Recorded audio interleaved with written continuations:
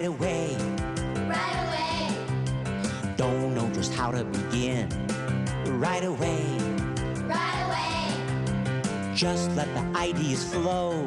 Right away. Right away. Don't worry about where they'll go. Right away. Right away. Let's have some fun.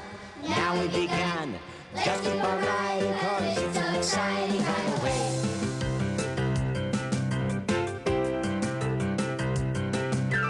Let's have some fun. Now we began.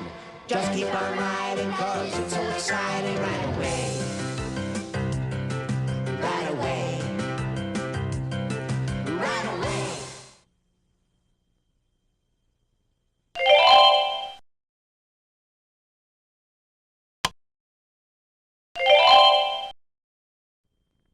Here we are, back at Right Away.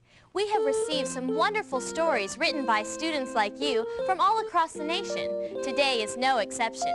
It's amazing how, with just two simple objects, a pencil and paper, your creativity has taken us all over the world and introduced us to some very special people. Our first story is a great example of how you can use your imagination to meet someone special or travel to a place you've only ever imagined. Our first author is Angela DeBella. She's a second grader from Appalachia School in Tallahassee, Florida. Come with us as Angela takes us on an exciting sleigh ride. Hi, everyone. Here we are at the North Pole, the home of Santa Claus himself. It's Christmas Eve, and I'm here to help Santa with all the presents he has to deliver. Follow me.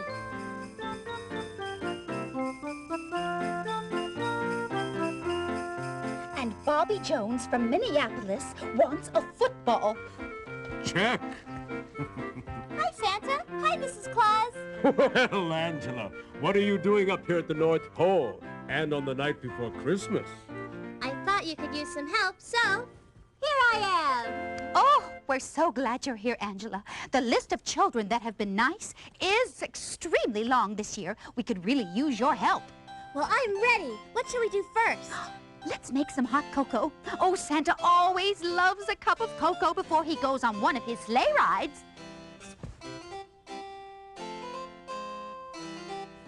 It smells great.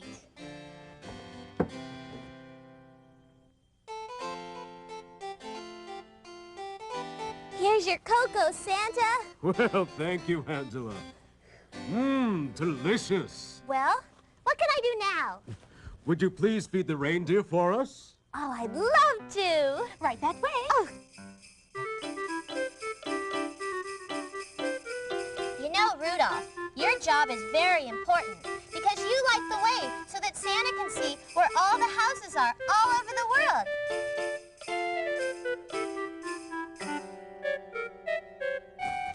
Oh, very good. Thanks to you, Angela. I'm all ready to go. Santa, could I come with you and help you drive the sleigh? Why, of course. Let's go.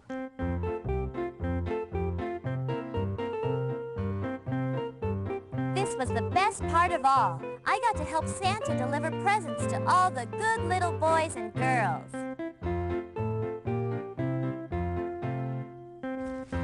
We've got a long ride ahead of us, so we better say goodbye for now. Merry Christmas. The sleigh ride. The end.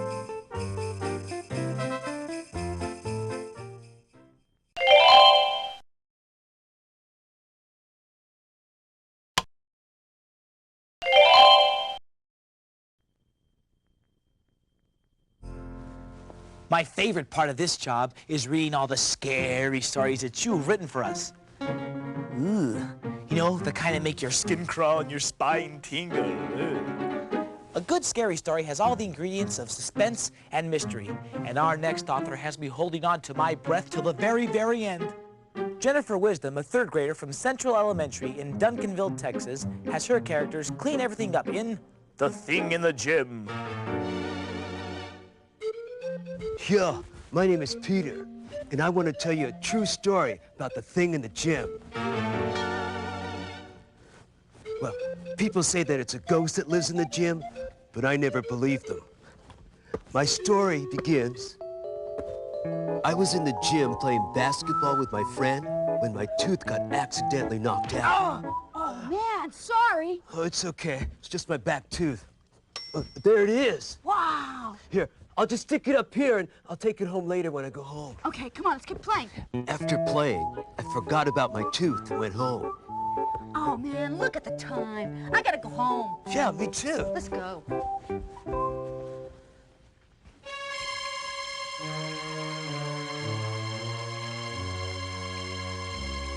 The next day when I went back to get my tooth, it was gone.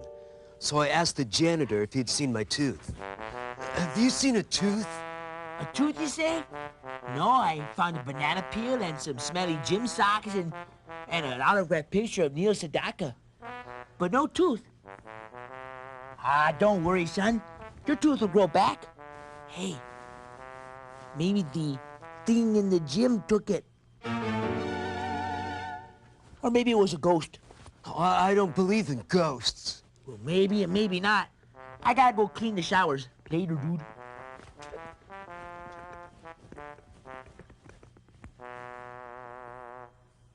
Well, while the janitor was cleaning out the showers, something very weird happened. Someone or something dropped a bottle of shampoo on the janitor's head. Something was definitely going on. So I decided to find out what it was and got my sister Carrie to help. So, do we have all our supplies? Yes. Stew for dinner, a camera, and a first aid kit, in case one of us gets attacked by that thing in the gym. Okay, let's go.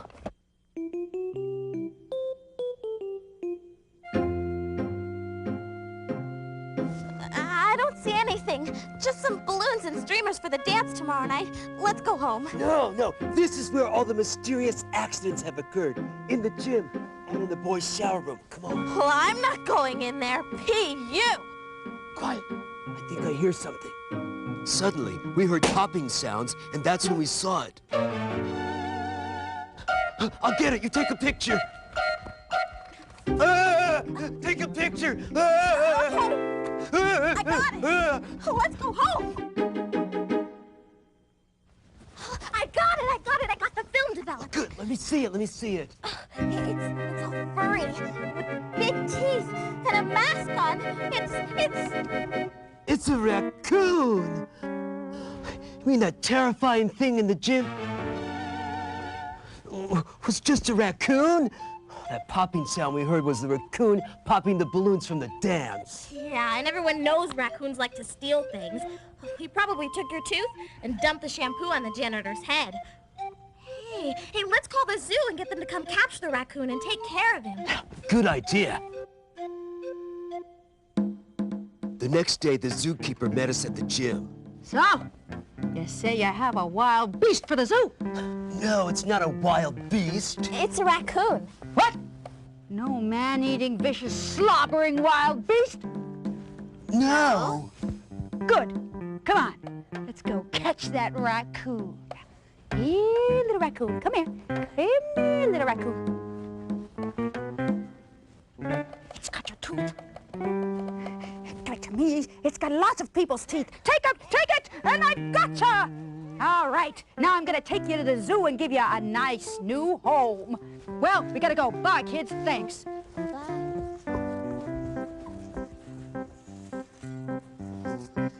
Once the zookeeper took the raccoon to the zoo, everything went back to normal.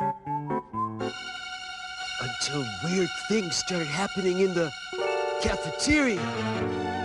The end.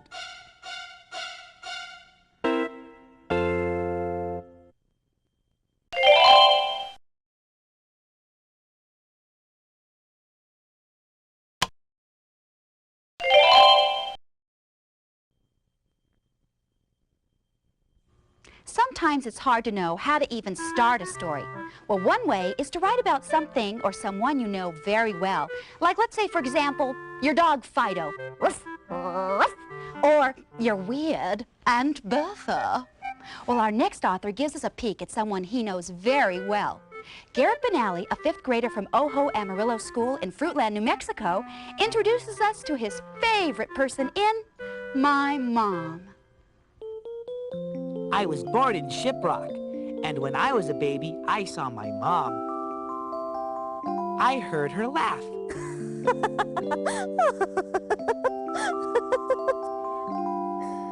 Then we went home. Soon, I felt like a free baby. When I grew a little older, I wished I could have a dog.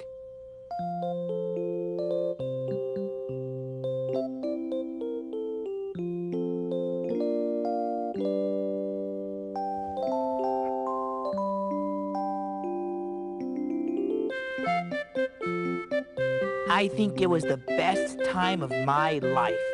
And that's my mom. The end.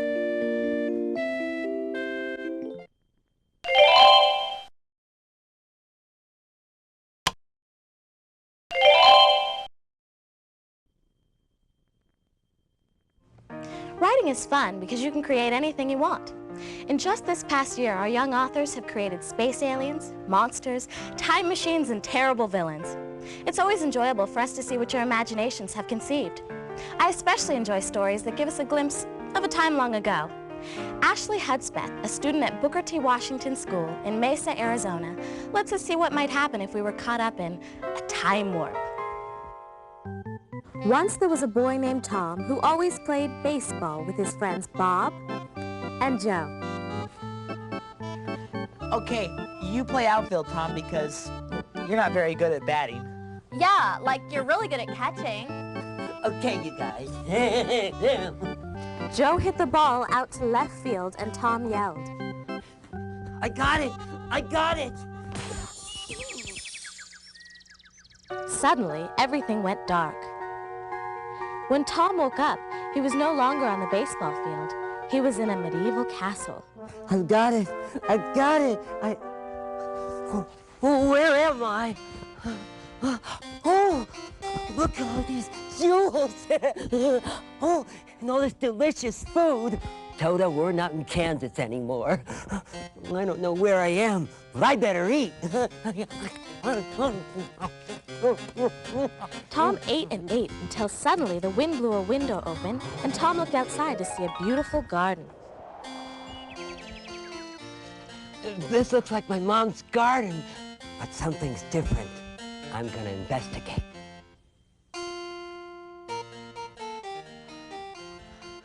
This isn't my mom's garden. This is the garden in a castle. I must be in a time warp. Tom walked into the beautiful garden and started to get homesick thinking about his mom. I miss my parents and my home and my friends. How did I get here? I don't know how to get back. How did I travel back in time? What year is it? Suddenly, a knight on horseback appeared and Tom asked him, What year is it? Why, it's 1522. And I bet you're wondering where you are, who am I, and how did you get here? Sorry, can't tell you that. No, my lips are sealed. Mom's the word. But if you were to happen to hear voices that were familiar to you, like, let's say, Joe and Bob and your mum, well, and you happen to go in the direction of where the voices came from, then I suppose one might be able to find one's way home. But don't ask me. What do I know? I'm just a knight on a horse. Goodbye.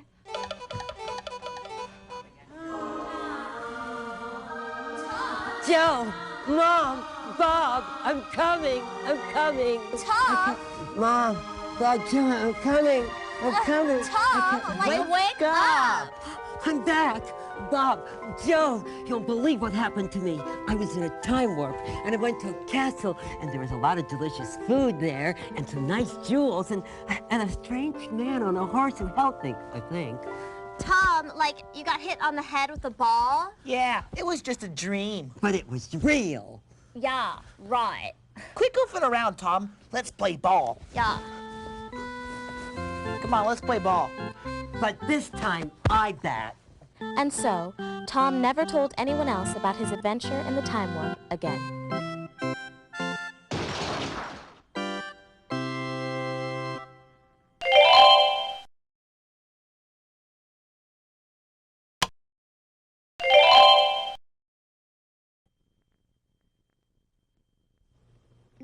Roses are red, violets don't stink, but if they are dirty, hose them down. No, that doesn't work. I know what will help. When writing, use the resources available to you. Encyclopedias, dictionaries, a rhyming dictionary like this. Got it. Roses are red, violets don't stink, but if they are dirty, wash them in the sink. Good. You see, when you use tools like this, they're a valuable resource that helps you put what's in your mind down on paper. And whether or not our next writer used one of these, he has come up with a very amusing poem in the form of a limerick. It was written by Rogelio Ortega, a 5th grader at Martin Luther King School in San Diego, California. And he writes about a young man from Chile. There was a young man from Chile who had a new girlfriend named Millie. They wanted to dance and took time out to prance. But they were showing off and being silly.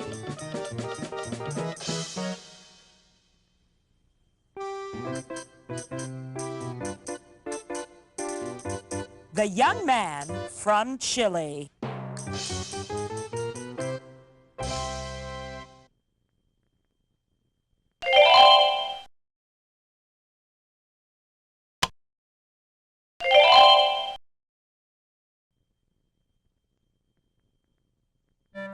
A good story often involves a problem that needs to be resolved. For example, if you take your character and put him up in a tree, then you have to get him back down.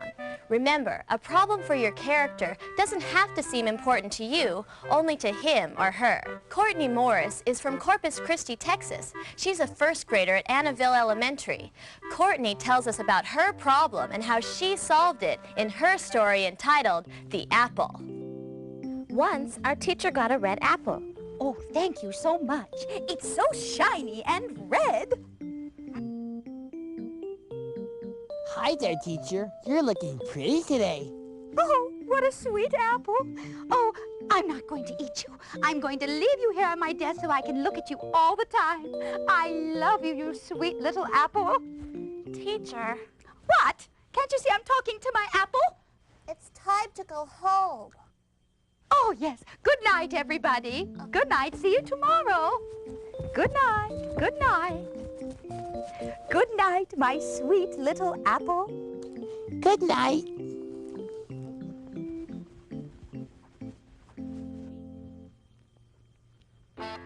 That night, a worm got into our classroom.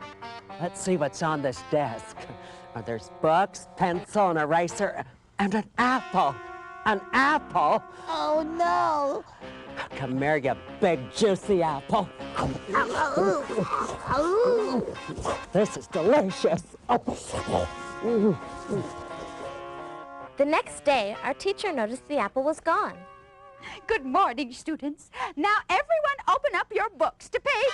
Ah! My apple is gone. I think a worm ate it. There's the core. Oh, my poor, sweet little apple. You're gone. What am I going to do without you? Our teacher cried all day long. She cried so much the classroom filled up with water. The whole school could drown. Oh, what should we do? Oh, I know. I've got another apple here in my lunch sack. I'll give it to her, and maybe she'll stop crying. I gave her the apple just in time. Oh, thank you so much. Oh, it looks just like my other sweet little apple. Hi there, teacher. I'm so happy. No more schoolwork today. Let's party! So we all partied until we went home. And we were all happy.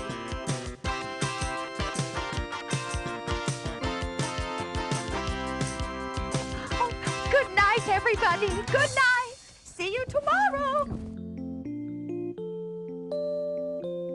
Good night, my sweet little apple. I'll see you tomorrow, too. Good night.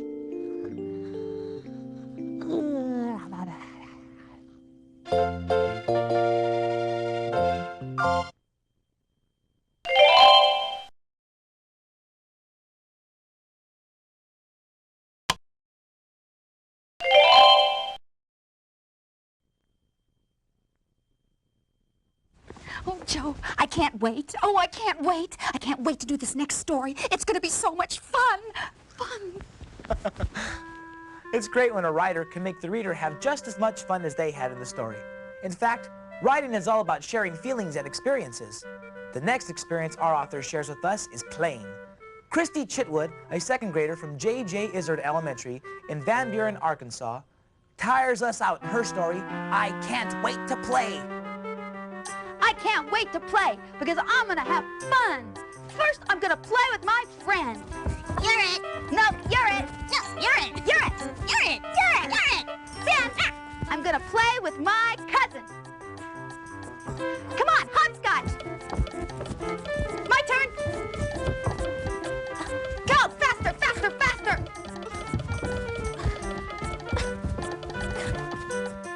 Then, I'm going to play with my cat. Then, I'm going to go play with my dog. Okay, go fetch. Quick, quick. Fetch. Fetch. Then I'll play with my friend again. You're it. You're it. You're it. You're it. You're it. Then I'll feed my fish. Here, fishy, fishy. Do you want some more? Take it off. Then I'll play with my Barbie. Oh, Barbie, you've been such a good girl. I'm going to brush your hair, and then you're going on a date with Ken. Then I'll play with my cat and my dog. Here! Go fetch! Go fetch!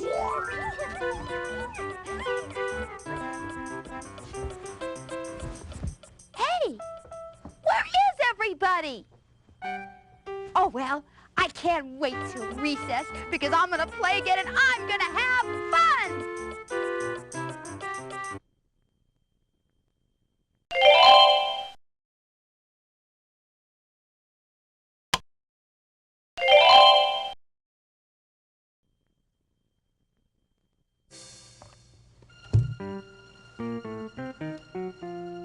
Even in the strangest situations, lessons can be learned. We're all familiar with Aesop's fables, where we're taught lessons through stories written about animals. But this next story is not about a cute little rabbit or a cuddly little squirrel. It's about two boys in peril, and the lesson they learn is hammered home in a way that will keep you on the edge of your seats. Woo! Vanessa Mesa, a third grader from Helen Ball Elementary in El Paso, Texas, teaches us a very valuable lesson in her horrific story entitled The Sea Monster from Elephant Butte.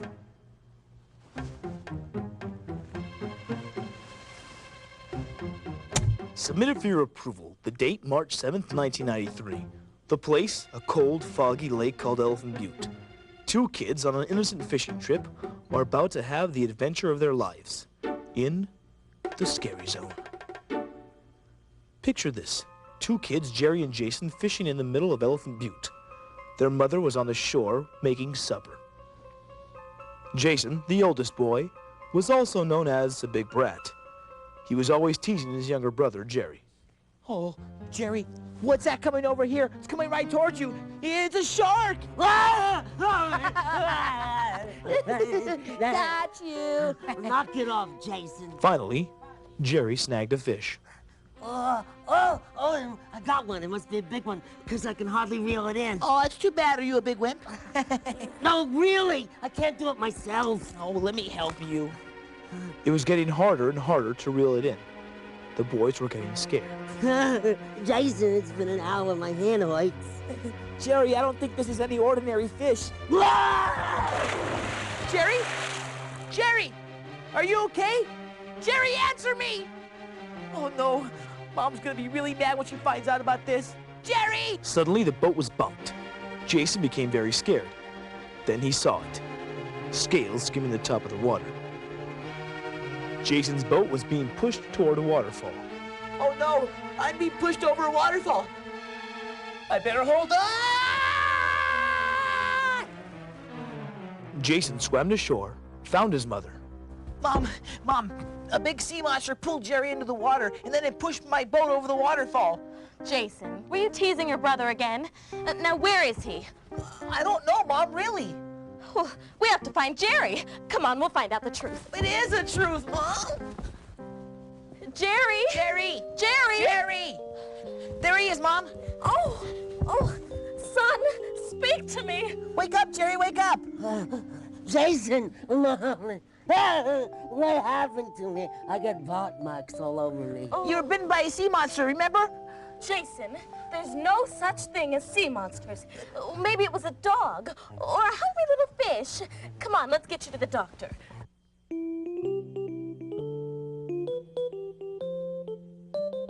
So, you say you were fishing? Yeah, and he was bit by a big sea monster, right, Jerry? I don't remember. Oh, these are pretty big bites. The mammal that did this would have to have pretty big teeth. Are you sure your brother didn't bite you? I didn't bite him.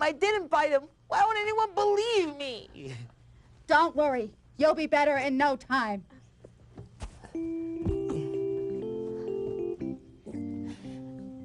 Soon Jerry was back to his old self, but he never remembered what happened.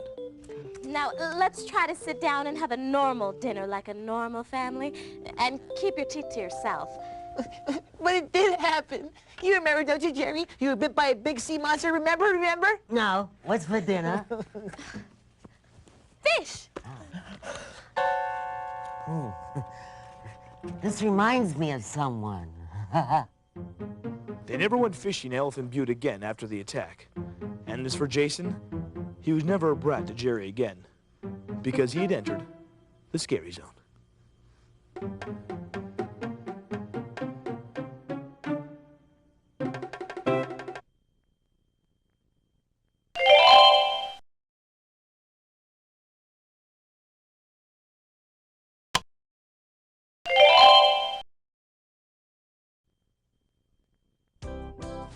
We hope you've enjoyed our show today. Your stories are finished and all put away. But we'll come again another day. The stories you've seen through music and mime Can be written by you if you just take the time. So pick up a pencil and paper. You'll see. The adventures and magic that writing sets free. So, write away. This has been Right Away. If you'd like to see your students' writings come to life on our show, call the Imagination Machine at 714-771-2499, and we'll send you some information. Now every day I write another story, poem or adventure tale. When I'm using my imagination, I know I will never fail. It's fun making up a superhero. Super Chipmunk saves the day. Here's a mystery to keep you guessing. I just love to write away. Let's have some fun. Now we've begun.